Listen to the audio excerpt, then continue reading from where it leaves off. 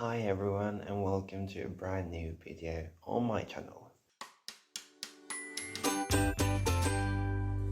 Today we're going to talk about something a bit different. I wanted to give you some advice on how to start reading in English. Not only in English actually. These pieces of advice, these ideas, you can apply them to whatever language you're learning. I'm just going to give you some tips that have helped me as a reader. First things first, I would advise you to read a book you have already read. It can be a childhood book, or a book that you have reread several times, your all-time favorite book. Since you know so much about it and you probably know the dialogues and everything by heart, it will be much easier to follow. Another option, if there's a film adaptation or a series adaptation and you have already watched it, it could help you follow the book and the plot. Because you already know what's going on, you already know the characters, you already know the world in which it is set, you already know the special vocab that it may have, which brings me to my next point. I would keep fantasy and science fiction at bay. Those kinds of novels have specific vocab. Authors build a world where you have mythological creatures made of words, etc., which is already hard enough to understand in your own language. You could do it if you are familiar with the book, but maybe it's not the best option if you want to start. Another thing is that many people get discouraged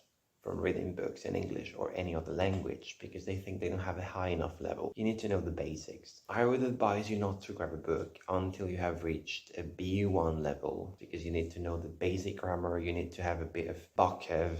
Otherwise, it's gonna be a pain. But you don't have to wait until you get to C1, C2 level. You don't have to be proficient in English to start reading. I would also advise you to read a book maybe for children or for teenagers. Usually the easiest genre to understand is fiction, young adult, romance sometimes, because you don't have a wide range of vocab. If it's young adult or children, the variety of vocab is not that wide, which will make you feel a bit more confident. Many people complain or feel a bit put off when they start reading and they realize that they can read as fast in English or any other language as they can in their mother tongue, but don't let this bring you down. Of course, it's going to be more complicated. The same thing happened to me. You are never going to understand everything you read in another language the same way you don't understand every single word when you are reading a book in your mother tongue. You don't have to get desperate. You don't have to start looking every word up on the dictionary. I would advise you to only look for the words that maybe seem a bit more important for the plot, words that keep coming up. This is the third time I've seen it in like 4 pages, so of course I need to know what it means. Look for expressions, those expressions that you maybe are a bit curious about. More often than not, you can actually understand the word because of the context. That's another tip. Maybe you don't understand it the first time you read it because the context may be a bit unclear, but the second time or the third time, the context gives you clues.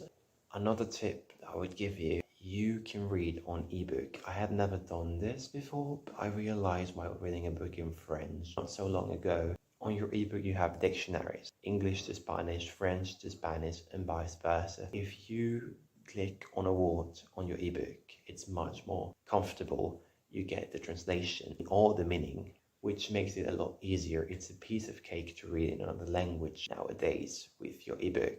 You don't even need to go on to an online dictionary. You don't lose track of what you were reading. You don't get distracted as much. If you don't have that option, I would absolutely recommend that you take a dictionary, not online, a physical copy. That's what I do when I read in French, for example. First of all, because that's a way for me not to spend so much time looking at the screen. Reading time for me is the time to like a detox. So I try to keep my phone away as long as I'm reading. But secondly, it's very, very helpful because I find, at least it helps me, if you have to look for the word on a dictionary and you have to keep looking through the different pages until you find the right one, read the different descriptions and see which one applies in your case in the book. The word, it sticks to your mind, you know, you remember it easily or more easily than you would if you just typed the word. Of course, it can be a bit distracting if you have to go and grab your dictionary.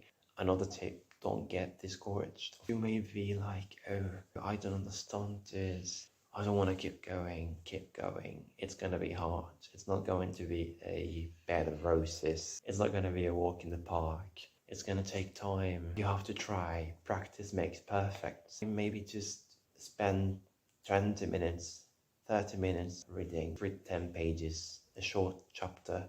It doesn't matter, but you just have to keep going. The more you practice, the easier it will be. You will become more confident. You will feel that you can read faster, and it doesn't seem to be an uphill struggle anymore. You can maybe suffer a bit, not exactly suffer, but it can be a bit more complicated, so that you can actually start feeling, okay, I can do this. Everything requires a bit of effort. What matters is that you don't give up. Read whatever you like. That's the most important tip that I would give you. Many people are really put off when they start taking these tailored books for learners and they say this is boring as hell. It's like watching paint dry. This doesn't make me want to keep reading. So whatever you do whatever feels right for you.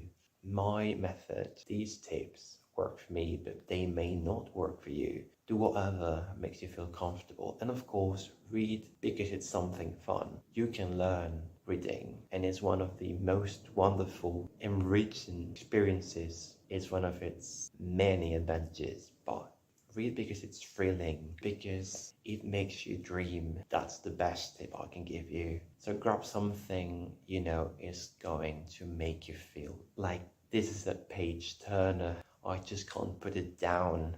I have to keep going, even if it may be a bit complicated because it's your first time reading a book in a different language. That's it. And I hope you find these ideas helpful, and I also hope to see you soon.